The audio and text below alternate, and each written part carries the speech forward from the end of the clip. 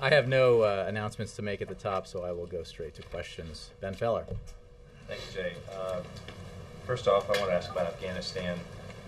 The President has put in motion a plan to withdraw troops and get us down to about 70,000 U.S. troops in Afghanistan by September.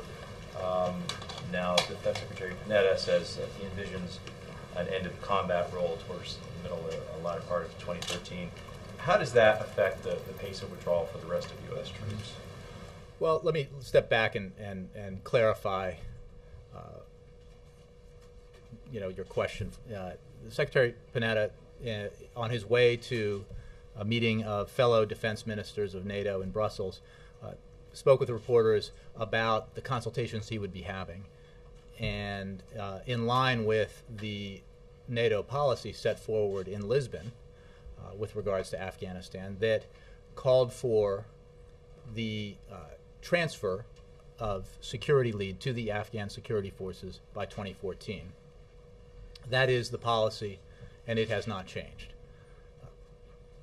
What the meetings the Secretary is involved in now are about is how that transition will unfold and take place, and that will certainly be a subject of serious discussion among heads of state of NATO who are here in Chicago, hosted by President Obama in May. It's certainly what Secretary Panetta said is that it could happen that the transition to Afghan security lead could be moved up to 2013, but he was not making an announcement about a decision that had been made, simply about the consultations that would be taking place in Brussels and from Brussels forward to Chicago. Well, I mean, he did say hopefully, but the mid to latter part of 2013 we'll be able to make the transition from combat role to training. Before that, we had heard from the President that the combat role would end by 2014. So that, that's clearly a change. Well, again, he said hopefully, and it could happen early. Look, our objective, let's be clear about the President's Afghanistan strategy, which included the ramping up of forces substantially in order to implement. Its number one goal is to disrupt, dismantle, and ultimately defeat al-Qaeda. U.S. forces are in Afghanistan, as well as the forces of our international partners in ISAF are in Afghanistan because al-Qaeda attacked the United States, and al-Qaeda has attacked other countries. Our number one objective, therefore, is to defeat al-Qaeda. The President's strategy, working with our NATO allies, has resulted in some significant progress in achieving that goal. I don't think anybody could dispute that. Another secondary goal of the policy is to stabilize Afghanistan, to allow time for the Afghan security forces to be built up, trained, and develop the capacities to take over security lead. That process has begun. Some sections of Afghanistan have been transferred to Afghan security forces, and it will continue. The pace of it, the point at which full lead is turned over to Afghan forces is going to be a subject of discussion among defense ministers as well as heads of state in Chicago in May. The operating strategy is still what was articulated in Lisbon, which is the combat lead will shift, or rather the combat lead, I guess you could say combat lead would shift to the Afghan security forces by 2014. By the end of 2014. But that is the where we are, and what that transition looks like, and when the discussions about that transition will take place over time. And as Secretary Panetta said, it could happen, and hopefully it will happen, that we could do it sooner. Okay, let me just wrap up on this point with my original question, which is the President has been on record as withdrawing troops, but the latest we knew was that there would be about 68,000, 70,000 troops by September. Mm-hmm. Is there any clarity about how fast the rest of the troops will come home? After September? Yeah. I'm sure that will be a subject of discussion among NATO ministers and heads of state and combat commanders, but I have nothing to announce from here about any changes about the pace, and I think that will be determined in part about how successful the transition is taking place over to Afghan security forces. Okay. One quick question on the economy. As I'm sure you know, it's 3 years to the day since the president said in an interview and talking about the economy that if I don't have this done in 3 years, then there's going to be a one-term proposition. I'm assuming you don't think it's done. Maybe you do, but does he regret having said that? Well, no. I think you aptly point out that it was 3 years ago, and he made that statement at a time in a month when I think the economy shed close to 700 or 800,000 jobs, in the process of shedding 8 million overall, a time during which the economy had recently shrunk in one quarter by 9%, the worst contraction in our economy since the Great Depression. He has successfully, through the policies he has pursued, changed the direction that we were in when he took office. And while we are not done and won't be done until every American who wants a job can find a job, and until we have built a foundation for our economy to compete and win in the 21st century, there is no question that, and I talked about this the other day, the graph, basically the U-shaped graph of unemployment and what it looked like as the president was taking office, inheriting the economy that he had at the time, and what it had begun to look like, and the slope upwards once his policies began to take effect.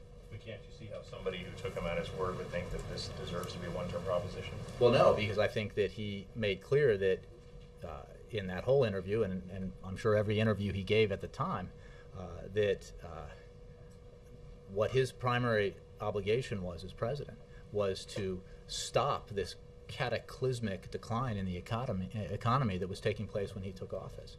He successfully did that. He, working with Congress, set out, put into place policies that have led to 22 straight months of private sector job growth, to 10 straight quarters of economic growth instead of contraction. I don't think anybody who looks at that objectively could suggest that that turnaround hasn't happened, or that we are finished with the job.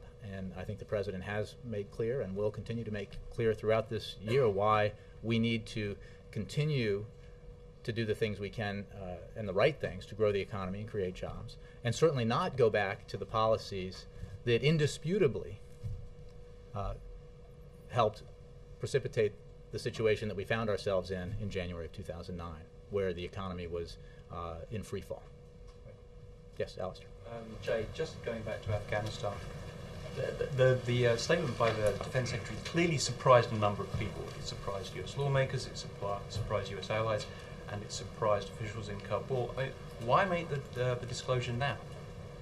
Well, it's not. He was simply discussing, Secretary Panetta was discussing the consultations he would be having shortly with NATO defense ministers. So I guess the disclosure, if you're referring to it in that way, which I would take issue with, was going to happen within hours anyway, or a day, because those discussions would take place. All it was a framing of the kind of conversations that the defense ministers would begin having in Brussels, and that would continue to take place up until May, when the president hosts NATO in Chicago. Okay. And to just clarify, does it mean that US troops will be coming home faster or be less exposed to harm than had previously been expected? Let me just be clear, and as I said in answer to Ben's question, this was an assessment of what could happen within the context of the stated policy of NATO, which is to transfer security lead to the Afghan security forces by 2014. And within that frame, within that timeline, the transition will take place. It has already started in some areas of Afghanistan, and troops, U.S. troops, are already coming home, as you know. So obviously, as time passes and defense ministers, heads of state, combat commanders make decisions about and assessments of how the progress is, how much progress is being made, what the conditions are like on the ground, adjustments will be made in terms of schedules and timelines. But that's what Secretary Panetta was referring to, and that discussion will continue, as I said, throughout the spring. Okay, one little thing. a group of Republican senators are proposing legislation to halt the sequester in 2013 and pay for it with a federal pay freeze. What would the White House say to that? That should be the legislation that says, America, we didn't mean what we said. Is that the bill? It should, because the whole idea of the sequester was to design it in a way so that nobody, Democrats or Republicans, wanted it to become fact. Therefore, they would be compelled to make the tough choices that would lead to the minimum $1.2 trillion in deficit reduction that had been agreed to. That remains the case. The sequester is bad policy for a reason, so that it doesn't get enacted. But those cuts have to take place. The cuts have to take place. Congress is compelled to make them happen. And this president will obviously sign into law a balanced approach to making that deficit reduction happen. But it can't be that some members of Congress promise to their constituents, promise to America, with the Budget Control Act, look what we've done. We're holding our own feet to the fire, my fellow Americans, and then a few months later decide, we didn't really mean it, let's change that. That's not how it works, and that's not how it should work. The sequester is onerous for a reason, and the president certainly hopes that Congress will take up the issue again and present him with deficit reduction measures that are balanced in the way that he has outlined and that bipartisan deficit reduction commissions have outlined. Jake, and then Christy. Two healthcare issues in the news today. The Susan G. Komen Foundation has decided to stop funding breast cancer screenings at Planned Parenthood. 22 Democratic senators just wrote a letter to the Komen Foundation asking them to change that decision. I'm wondering if the White House or President Obama have an opinion. Yeah, I've seen the reports, but I don't have any comment on it from the White House. These are obviously two private organizations, so I don't have anything for you on that. And then Speaker Boehner today said that he thought that the rule that HHS recently announced of requiring all health insurance to provide contraceptive services, he thought that rule, which, as you know, aroused the ire of the Catholic Church, among other organizations, is unconstitutional. And I'm wondering why, without getting into the whole constitutionality, because neither you nor I are attorneys, why does the Obama administration think it has the right to tell any organization that they have to provide a service even if that service goes against their religious beliefs? Well, let's be clear about what the decision does. First of all, on the constitutionality issue, no, we do not believe, we obviously believe this is constitutional.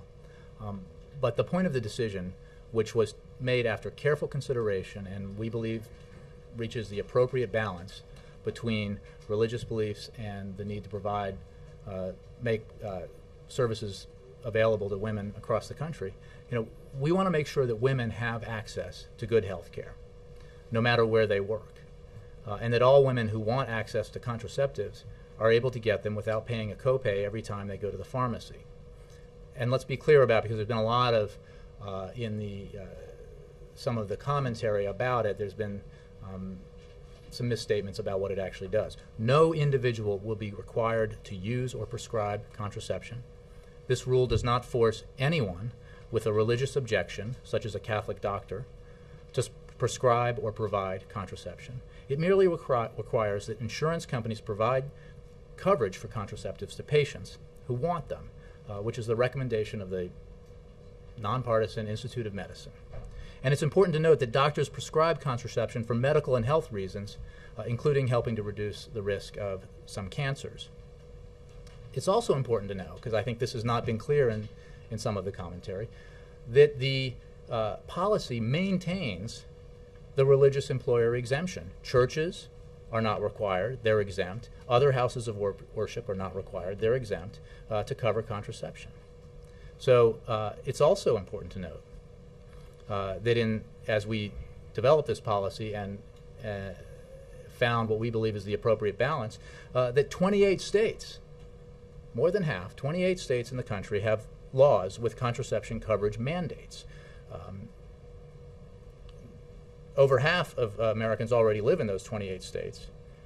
Several of those states, like North Carolina, New York, and California, have identical religious employer exemptions. Some states, like Colorado, Georgia, and Wisconsin, have no exemption at all. No exemption for churches or other houses of worship.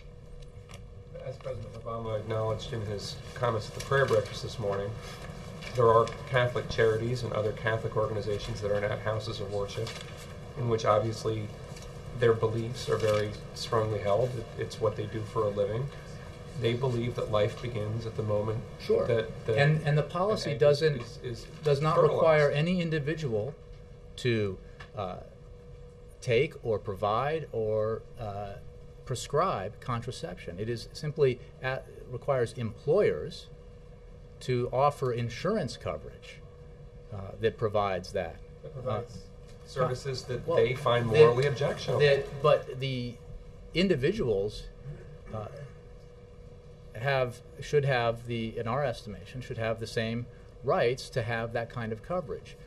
It's an important health issue, and it's also an important financial issue for women across the country. Again, as I just made clear to you, 28 states have similarly require insurance companies to cover contraception, and several states, large ones, North Carolina, New York, and California, have identical religious employer exemptions, and some, Colorado, Georgia, and Wisconsin, have no exemption at all. So I think the idea that this is something wholly new is not been well explained in some of the coverage. Again, it makes sure that employees, we're talking about employers here and employees, and employees of all different faiths who might work at organizations that are affiliated with a single faith. We need to make sure that those employees of all different faiths have access to contraception, and that's why we sought what we believe is an appropriate balance. Can you see why we individuals are certainly offended by it and feel like well, they're we forcing certainly see that there's disagreement about this. We consulted with a wide range of people in establishing this policy and finding the balance that was found.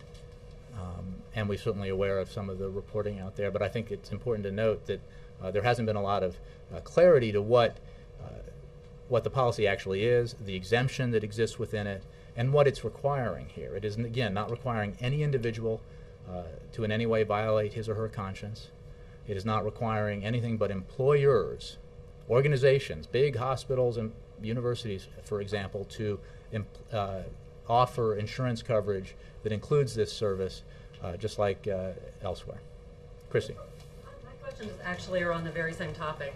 The President this morning talked about making policy decisions within a moral framework, and I just wonder if this one it followed that. Did the President engage? Did he pray about it? Did he talk it over with religious leaders before this decision was rendered? Well, I haven't had the discussion about what his own, whether he himself prayed about it. I just haven't had that conversation with him. He did consult with some religious leaders about it. And I think that when you talk about making decisions within a moral framework, providing necessary medical services to women across the country is also a decision that falls into that context. And when you seek to find the appropriate balance, which is what we sought here to do, you have to weigh all these factors, including the need to provide services to women, and obviously the issue of religious belief, and that's what the balance we found. A balance that has been found by by states across the country, and where other institutions have successfully dealt with in those states. As you know, we want to continue to work with organizations for the next year as they develop how they're going to handle this policy. And so this was done with careful consideration. It was not done arbitrarily. It was done absolutely focused on the issues under consideration now. And could you also talk about the response that you've gotten since this picked up steam and people became aware of it? Have you heard from interest groups? have people been calling? What kind of response? And also this morning, were there any religious leaders who wanted to talk to the president about it? You know, I didn't travel with the president to the prayer breakfast, and I didn't discuss that with him this morning, so I don't know. But we've seen media reports, people expressing opinions on a variety of sides of this issue, and I'm sure that some folks have heard from people who believe it's the right policy and people who disagree with it. But I don't have anything specific on that for you. Nora? On Afghanistan, is there any daylight between President Obama and Secretary Panetta? Not at all. So the president also is hopeful that by mid-2013, American forces and others can transition from a combat role to a train and assist role. Look, the president made clear that U.S. forces are in Afghanistan to accomplish a mission, and they will not stay in Afghanistan forever, and they will not stay in Afghanistan any longer than is necessary to accomplish that mission. And one of the things he made very clear that he would do if he were elected president, and that he has absolutely done since he's been came to office, is clarify exactly what our mission in Afghanistan is. As you know, Nora, because you were... The Secretary are clarifying again with an accelerated timetable? No, I think that what was made clear back in June when the president talked about the drawdown is that there would be discussions about the transition, the pace, and the slope of the drawdown, and the transfer and the time, how the transfer would unfold to Afghan security lead. Obviously, within the context of making the full transfer by the end of 2014, you can't make assessments 2 years out about how things will look every month along the way. So those assessments are being made. But it is absolutely the case that this president is committed to achieving our mission in Afghanistan and then drawing down U.S. forces. There is no question about that. So and let's be clear that the policy he inherited was one of neglect in Afghanistan because of the focus on the war in Iraq. He made clear as a candidate that he would change that. He made clear that he would heighten the focus on the real enemy, which was Al-Qaeda. He has done that. And he has made clear that he would commit resources and make tough decisions to ensure that we were successfully pursuing the right objectives in Afghanistan, and he's done that. This is all part of that Afghanistan policy. Can you respond then to the criticism specifically from Mitt Romney, who has said, why in the world would you go and give people that you're fighting and tell them that the date you're pulling out troops? It makes absolutely no sense. Mm-hmm. Well, I'm not going to address specific criticisms from one person, but obviously there are some out there. And, the president has a very clear, focused, achievable policy with a lot of muscle behind it. What he does not support is war without end. And I mean that in the temporal sense and in the objective sense. War without a temporal end, like how long will we be there and why? And I think that there is some of the critics of the president's very focused strategy in Afghanistan, who said this when we talked about 2014 and are now saying it again today, supported a policy in Afghanistan under the previous administration that no two people involved in it could explain. Why were we there? Why were the number of forces that we had there, why was that number chosen as opposed to fewer or more? What was the objective? It was entirely unclear, and I know you know that because you covered it, and a lot of you did. This president has been relentlessly focused on what the mission is and achieving it. And then also just on that, General Petraeus, the head of the CIA, said this morning that he thinks that Secretary Panetta's comments have been overanalyzed. Would you share that view? Well, it's up to you and others to analyze it.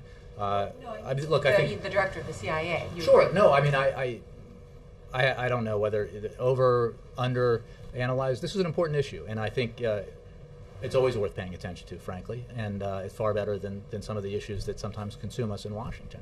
The Secretary of Defense made some comments about a very important policy that the President is implementing, and I think it's perfectly appropriate to discuss it. And then any opinion about this? But I would say, as I have said in answer to Ben and Jake and Alistair, that the context is important to understand here. This is within the context of the already stated policy of transferring security lead to the Afghans by 2014. How that transition takes place is what Secretary Panetta will be discussing and is discussing with defense ministers in Brussels, and that conversation will continue right up through May when President Obama hosts his fellow NATO heads of state in Chicago in May. In your opinion on the CBO report yesterday that unemployment would likely be above 9% by the election, and also that the deficit, again, will be over $1 trillion this year, making President Obama the only president to have 3 years of trillion-plus deficits. How does the president defend that? Well, made possible in part by the $1 trillion deficit he inherited from his predecessor. He's but been in office 3 years. Well, no question. In the end, he came into office with the worst recession since the Great Depression, a catastrophic decline in economic growth and employment, and took measures to reverse that catastrophic situation, and measures that have been successful. I think I don't have the graph now, but I saw an interesting graph lately about what policies contributed to the deficit that we have now, and I think it's worth reading, and maybe we'll find it for you, because there's no question that 2 massive unpaid tax cuts, 2 very expensive unpaid for wars, expansions and entitlements that were unpaid for, and other programs that were unpaid for that happened prior to the president coming into office are big contributors to the deficit. It is also true, because of the catastrophic economy that existed in early 2009, that he took measures. He took measures. He would be looking at a Well, no, one-income he didn't proposition. talk about. He wasn't referring to the deficit by itself. He was talking about turning this economy around. And there's no question that the economy has turned around after it went down quite dramatically, and it's now been climbing out of the hole that was dug for 10 straight quarters, 22 straight months of private sector job growth. The work is not done, but I think it is important to remember that the deficits that we're dealing with now, and which we have to address seriously and in a balanced way, were contributed to mightily by the policies of the previous decade. And it's important to remember that in January of 2001, after President Clinton left office, there were budget surpluses for the first time in a generation. And CBO and others forecasted budget surpluses for as far as the eye could see. Steve. Thank you. On Iran, what is the White House position on these new financial sanctions that were passed by the Senate Banking Committee this morning? You know, I'd have to say I haven't seen those new sanctions, but I'm sure we will look at them and have a position for you on them. In general terms, does the administration worry that some of the actions on the sanctions that Congress has taken has, to some extent, usurped President Obama's prerogative on foreign policy? No, I think that we've made clear what our position is with regards, for example, to the sanctions that were part of the NDAA and the Central Bank of Iran, and making sure that we implement these sanctions, which were designed with a goal in mind that we absolutely share, which is further pressuring and isolating the Iranian regime in order to get it to comply with its international obligations. We want to make sure that the implementation of those sanctions is handled in a way that does not inadvertently do any harm to our allies or to the oil markets. But we believe there's a way to implement them appropriately that achieves the goal that those sanctions have, which is to further isolate and pressure Iran. Dan. Thank you. On the contraceptive controversy, Speaker Boehner also called on the administration to reconsider this rule. Is there an ongoing debate about potentially reviewing this again, even though there was extensive review going into the decision? Well, no, I think it's important. That's the point that you made at the end of your question is the point I was going to begin with, is that there was extensive and careful consideration as this policy was developed and the decision was made. And the issue here is we want to make sure that women, all women, have access to good health care. And the fact is, on average, an American woman uses contraception for 30 years of her life, with the average cost of contraception at $50 per month. So this is both an issue of health as well as economics for women across the country. And so in seeking to find the appropriate balance that we believe we found, it was very important to take into consideration the need to make sure that all women had access to good health care. And that's what we've done here. So no debate about whether or not this should be reconsidered? No, there's not a debate. I think, as was noted initially, and I said again earlier that we want to work with organizations for the next year to help them deal with the implementation of the policy. But the decision has been made, and it was made after careful consideration. You're quite aware that last Sunday in a number of Catholic churches across the country, priests got up and read letters of protest, if you will. Any concern at all that this kind of pushback could grow to sort of a wider extent among the Catholic Church, and what the political implications of this could be? This policy was decided upon based on the merits, based on a balance, a consideration of the need to find a balance between religious beliefs on the one hand and the need for broad access to important health care on the other for women across the country. This was not a decision about politics, and we've obviously know of and have seen the reports that you mentioned.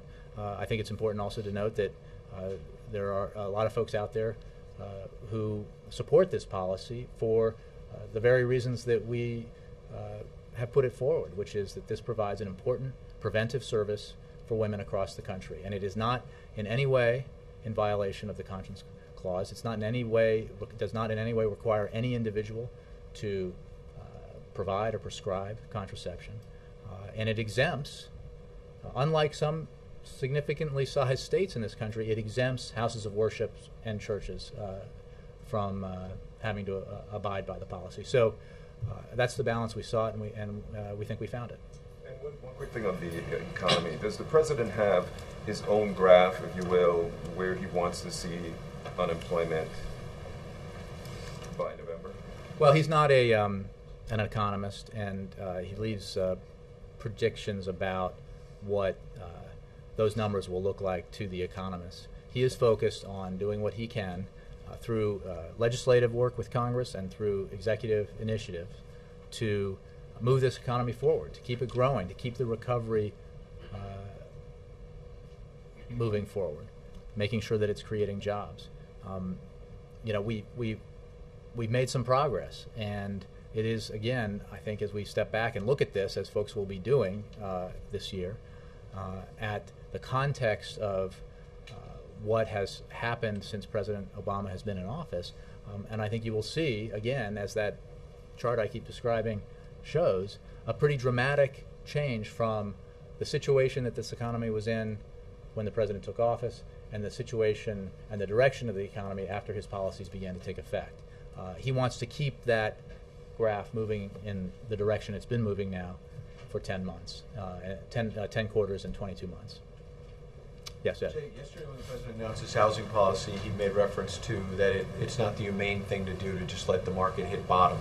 And it was widely seen as a contrast to Mitt Romney, who said that just a couple of months ago, that you have to let it hit bottom. When the president was talking at prayer breakfast today about the poor and shared responsibility, was there any attempt there to show a contrast to what Mitt Romney had to say yesterday about the poor? I think if there is any more appropriate place than a prayer breakfast with people of faith to talk about the need to care for the least among us, I can't think of it. It is certainly a central tenet of the president's faith, and I believe a central tenet of the faiths of everyone in that prayer breakfast, that we individually and as a nation and as a world need to take care of those who need it most, need help the most. And I think that was the context in which the president was speaking this morning. He went on to say that he'd be willing to give up tax breaks since he's wealthy, and it makes economic sense, but then he also said, quote, "But for me as a Christian, it also coincides with Jesus' teaching." Mm-hmm. Why did he think it was appropriate in that case to talk about something that is sort of the central tenet now of his campaign about shared responsibility? Again, I think if you can't discuss in a prayer breakfast one of the central tenets of your faith, which is prevalent throughout the New Testament, I think you're really circumscribing yourself too much. I mean, that is just, he was explaining how his faith guides him, how his faith guides the decisions he makes as a leader, and I think that's entirely appropriate in a situation like that. He was not trying to engage in campaigning. He was simply talking about faith and how it affects the decisions he makes. And last thing on that, since it was, you said, appropriate for him to do that, why did he give consideration to talking about this issue we've been talking about here, about Catholics being upset about the HHS decision.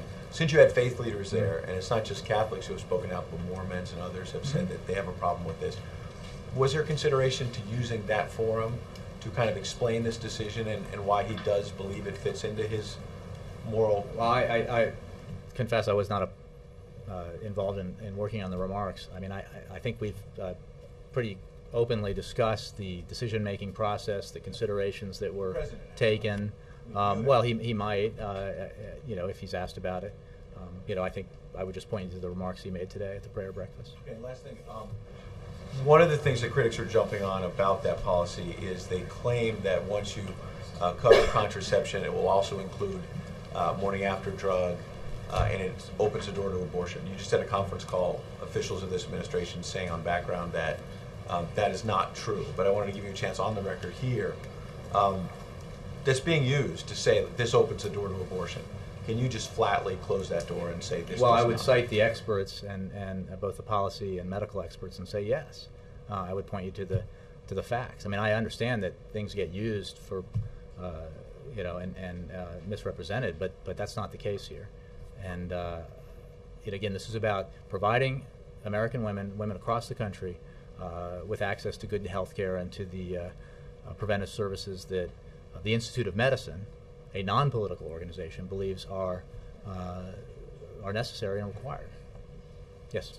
Back on the prayer breakfast, the President said that he cited some of the legislation, the major pieces of legislation he's pursued. Financial institutions playing by their rules, insurance companies insuring those who are already sick, going after unscrupulous lenders. And he said, in addition to doing that because it's best for the economy, he believes in God's command to love thy neighbor as they love themselves. But is the implication of that those who oppose those very controversial policies somehow fall outside the Judeo-tradition? He's talking about what guides him in making the decisions that I just explained to Ed, within the context of a faith gathering, a prayer breakfast. So it was appropriate. I mean, I think some of his critics out there suggest that he doesn't talk about his faith often enough or very often, but within this context he did because it was appropriate at the National Prayer Breakfast, and he is influenced and informed by his faith. But would you allow that a spiritual feeling of compassion towards one's fellow man can be interpreted in different ways by different? Of course. And when he quoted Proverbs, you speak up for those who cannot speak for themselves, for the rights for all who are destitute. Following up on Ed's question, is that a direct reference or somehow an allusion to what Mitt Romney said the other day? That would suggest that every conversation that was held in any house of worship in the last week that contained within it one of the central tenets of the New Testament about helping the least among us would have a political context. But again, I'm saying that this president was simply explaining how his faith guides him. It was not a political event. And finally, just as a matter of, what is the administration policy on Afghanistan? You said the combat lead should shift to Afghan security forces by the end of 2014, which leaves open the possibility that there will be NATO and U.S. forces in a combat role for how long? Well, potentially for until that time when full security lead is actually the phrase that we use here, until that transfer takes place, which as designated by NATO at Lisbon, will be accomplished by the end of 2014. Right. What the context of this conversation was the remarks that Secretary Panetta made that certainly laid out the possibility that it could be earlier than that. But the policy is by the end of 2014. What lead does not preclude combat participation by U.S. forces, right? Well, no, and I think it's important. Iraq is a helpful reference point in this. That transfer of security lead does not mean full removal of forces, and we've been clear about that necessarily. And the disposition of U.S., NATO, and NATO forces beyond 2014 will be up to the if forces might stay. Part of that would be up to the Afghan government and whether or not they invite forces to stay, as was the case in Iraq. And obviously, and I remember trying to clarify this within the context of Iraq, when we ended our combat mission and Iraqi forces took security lead, the U.S. forces that were still there, the many thousands of U.S. forces that were still there, were highly trained, skilled forces, combat-trained forces who could and did, when necessary, participate in combat missions, but the lead is is a designation that's important here in terms of how much presence you have and how much engagement you have in combat. Yeah. Jay, what's the view here of the status of the investigation into the Fast and Furious gun walking case, the administration's investigation of it, Justice Department, and what is your response to the growing Republican calls for Eric Holder to resign or for the president to can him? Well, I think the politicization of this, or the politicization of this, is pretty apparent. The Attorney General spent the last 5 hours testifying in front of Congress. I would refer you to the Department of Justice for any questions regarding his testimony. But broadly speaking, fighting criminal activity along the southwest border, including the illegal trafficking of guns to Mexico, remains a priority of this administration. The Attorney General has also made clear that he takes the allegations that have been raised very seriously, and that is why he asked the Inspector General of the Justice Department to investigate this matter. It is also why you saw the department cooperating with congressional investigators, including producing thousands of pages of documents, and the Attorney General making his 6th appearance on the Hill to discuss this. So any suggestion that we haven't been cooperative with Congress after 6 appearances testifying, I think, doesn't comport with the facts. The calls for him to resign or for the president to fire him, does the president stand by him fully? He absolutely stands by the Attorney General. Thinks he's doing an excellent job. Is that in your investigation? Daniel, I'm going to get to you. I'm going to work around here. Kate, did you have a question? Bribery in the Justice Department. It's only a $20 million bribe, so perhaps I thought you might be interested in that. On Afghanistan, yesterday Secretary Panetta said we all went in together and we'll all go out together. So I'm wondering, did the President direct Secretary Panetta to, when he goes to make the case for France not to leave Afghanistan early? Is that part of the... Well, I'm not going to get into conversations between the President and the Secretary of Defense. I think he was making a broad statement about the fact that we work very closely with our NATO allies in Afghanistan. Is it correct, though, to say that reading between the lines, what he's talking about is bringing France back into the fold, that they shouldn't be leaving early? I'll leave the interpretation up to you. Julia.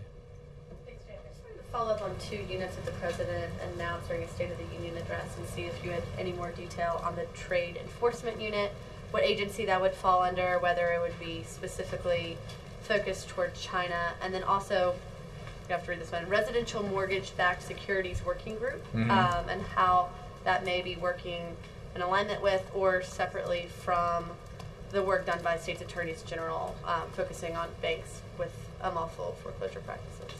Okay, I'm going to attempt to get this right. On the unit dealing with mortgage-backed securities, that they are working with the state attorneys general, and part of the idea of creating this unit was to combine focus and resources in the investigation of these matters that has to do with the servicing of, I hope I get this right, the servicing of mortgages. The Trade Enforcement Task Force, obviously, I think was, as we've described and the President mentioned, China is part of it. It was one of the issues that we have in our relations with China is fair trade practices, but it's not limited to China, as I understand it. Does it fall under a specific agency as it exists? I remember asking about this around the time of State of the Union, and that wasn't clear at that point. I will probably have to get back to you on that because I don't want to give you the wrong answer. Thanks. Yes, Jay. Jay, so what you're saying is that there was nothing inartful or off message said by the Secretary of Defense when he was in Europe? He's an artful man. He was simply discussing the consultations he was about to have with his fellow defense ministers and talking about what could be the case depending on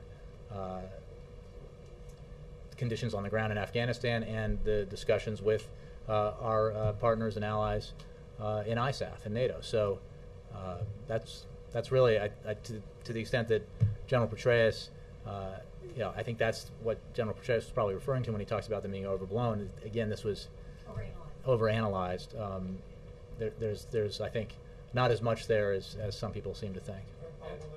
Let him finish, then I'll get to you, Keith. And then when it comes to the HHS, the birth control decision, Mhm. so hospitals, schools, universities, all of these their status has changed because of this decision. Does that somehow limit their freedom of expression? Employers who are designated as such but have religious affiliation? Well, first of all, again, as I pointed out, there's different treatment of this already in different states. And some states, the three I named, that have no exemption whatsoever, so this will change for those states in terms of the churches and houses of worship. What we're talking here is about employers and employees, not about institutions and employees. And we're not asking individuals. It does not in any way require individuals to provide or prescribe contraceptives in contravention to their beliefs. It simply requires that insurance companies provide that coverage to women who work for those institutions. And again, women of all faiths. So that is the balance that we sought. I hope that answers your question. Did the president seek the endorsement of Donald Trump?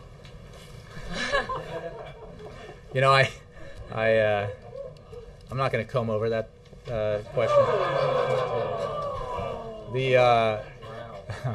It's good, right?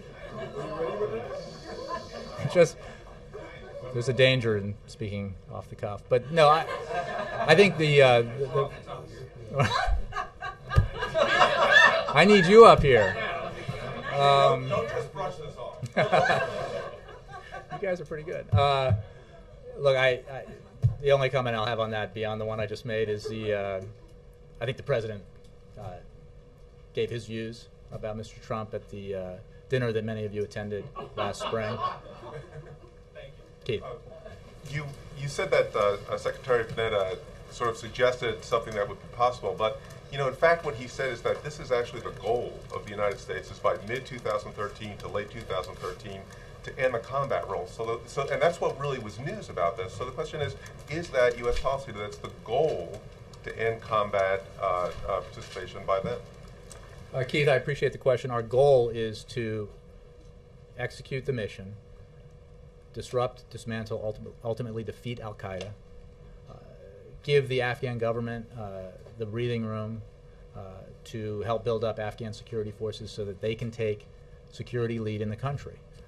The policy, not just of this administration and the United States, but of NATO, is for that transfer to full Afghan security lead to take place by the end of 2014. That is a policy decision made back at Lisbon, and what has been clear ever since Lisbon, and what the president made clear in his speech in June, is that we will obviously be evaluating the transition and how it takes place, the slope and pace of the drawdown of forces and the transfer of territory to Afghan security forces along the way. So it is certainly our goal. I guess, unlike some folks, the president does not believe that U.S. troops should stay in Afghanistan for the sake of staying. They should stay there to fulfill their mission, and then he will bring them home. And so I think that within the context of transfer by the end of 2014, it is certainly possible, and if possible, therefore desirable, to have that transition take place earlier.